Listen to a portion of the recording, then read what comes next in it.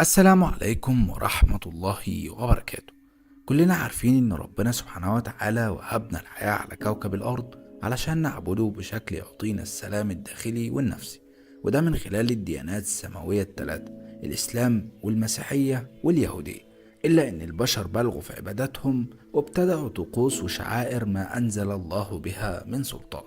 وفي الحلقة دي هكلمك عن أغرب 7 طقوس دينية موجودة في العالم. أهلا بيكم في حلقة جديدة من على المصطبة. لو انت اول مرة تشوفنا فياريت تعمل لنا لايك وشير وسبسكرايب للقناة وتفعل زر الجرس علشان يوصلك فيديوهاتنا اول باول. ولو انت على الفيسبوك فياريت تعمل لنا متابعة للصفحة.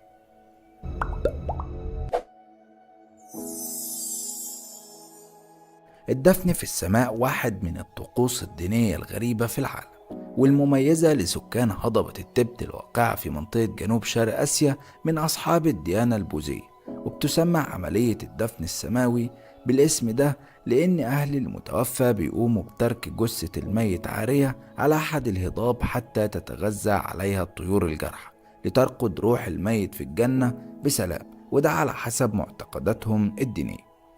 طائفة إيجوري وأكل جثث الموتى. طائفة إيجوري هي إحدى الطوائف الهندوسية اللي بتنتشر في مناطق متفرقة من الهند، وبيعرف أتباع هذه الطائفة ببعض الطقوس الشاذة زي مسح جسمهم برفات الموتى واستخدام الجماجم البشرية كأواني للأكل والشرب. وأخيرا هي عبادة الموتى عن طريق أكل جثثهم كأحد الطقوس الدينية، وعرضهم كبار الدين في هذه الطائفة. إلا أن أتباع طائفة الإيجوري بيصرون على مثل هذه الطقوس الدينية، وده اللي خلاها طائفة خارجة عن الديانة الهندوسية. ذبح الدجاج لطرد الأرواح الشريرة أحد الطقوس الدينية الغريبة في العالم، واللي بتشتهر بها الطائفة اليهودية، حيث يقوم رجل الدين المسؤول عن طرد الأرواح الشريرة بقطع رأس دجاجة ووضعها على رأس الشخص المسكون بالأرواح، وده حتى يتقاطر دم الدجاجة على رأسه. وعلى حسب اعتقادهم الديني فبتخرج الروح الشريرة وبتسكن جسد الدجاجة، وبعد كده بيتم التخلص من الدجاجة عن طريق الدفن. القفز على الأطفال لحياة سعيدة أحد الطقوس الدينية المشهورة جدا في إسبانيا، وده لما بيتولد مولود جديد فبيتم وضع فراش في الشارع أمام المنزل ويتم وضع المولود عليه، ثم يقوم شخص ما بارتداء ملابس شيطانية مخيفة وبيبدأ في القفز من أعلى الطفل، وده على حسب اعتقادهم بأن الطقس الغريب ده بيبعد الأرواح الشريرة عن الأطفال. الجمعة الحزينة في الفلبين. يوم الجمعة الحزينة من كل عام، وده اللي بيعتقد المسيحيون بأن المسيح عليه السلام اتصلب في اليوم ده، فبتقوم إحدى الطوائف المسيحية في الفلبين على محاكاة ما حدث للمسيح عليه السلام، وده تعبيرا منهم على إخلاصهم للمسيح من خلال خوض نفس التجربة والآلام اللي مر بيها، وده على حسب اعتقادهم الديني. وده اللي بترفضه الكنيسة الكاثوليكية في الفلبين، وبتدعو للامتناع عنه لخروج الأمر عن الطبيعي والمألوف، وده بسبب إن أحد المحتفلين بيتقدم عن التمثيل لتلك اللحظات العصيبة وبيتم صلبه بالفعل، وبيتم دق المسامير في أيديهم لتثبيتهم على الصليب.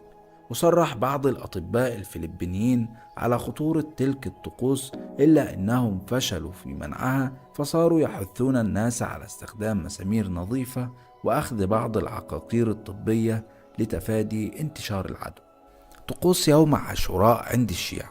يوم عاشوراء هو اليوم العاشر من شهر محرم من كل عام هجري، وده يوم خاص ومميز عند الشيعة، وبيحتفل فيه الطائفة الدينية الشيعية بوفاة الحسين بن علي، وده من خلال الشعور بالآلام والندم على مقتل الحسين في معركة كربلاء، حيث يقوم أتباع الشيعة بإقامة حداد لمدة 40 يوم متتاليين، وبيلبسوا فيها أسود وبيجلسوا في الحسينات لإقامة الملاطم، ويلطمون على خدودهم تعبيرا عن حزنهم أثناء إلقاء أحدهم للشعر الخاص بالملحمة. وفي اليوم العاشر بتقام مسيرة لاستعراض مجاري للنساء، ويقومون بجرح أنفسهم في أنحاء متفرقة من الجسم حتى ينزفون الدماء، ويقومون بذلك للأطفال أيضا تعبيرا عن إخلاصهم للحسين. وكل من أراد البركة تيمنا بالسيدة زينب وأهل البيت بيسير في هذه المسيرة. الطعن بالسكاكين في مهرجان الآلهة التسعة. مهرجان الآلهة التسعة بيقام في تايلاند وأندونيسيا وميانمار، وبيكون في شهر أكتوبر من كل عام، ومعروف باسم مهرجان فوكت للنباتيين.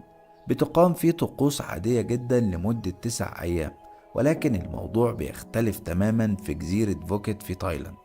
تعد الطقوس الاحتفالية متطرفة نوعا ما، حيث يقومون بالامتناع عن تناول اللحوم طوال فترة المهرجان، ويبدأوا في إدخال السكاكين والإبر والآلات الحادة في وجوههم وأيديهم وألسنتهم، وده بيعبر عن إخلاصهم الشديد عن معتقداتهم. وبيشرف على عمليات الطعن وإدخال الإبر والسكاكين في أجزاء الجسم المختلفة مجموعة من الأطباء، تجنبا للمبالغة في الإصابات أو تعريض حياة المحتفلين بالمهرجان للخطر. انت بقى احكي لنا عن أغرب الطقوس اللي شفتها في حياتك، واللي لا بتحاكي منطق ولا دين ولا عقل، وملهاش أي صحة من الأساس.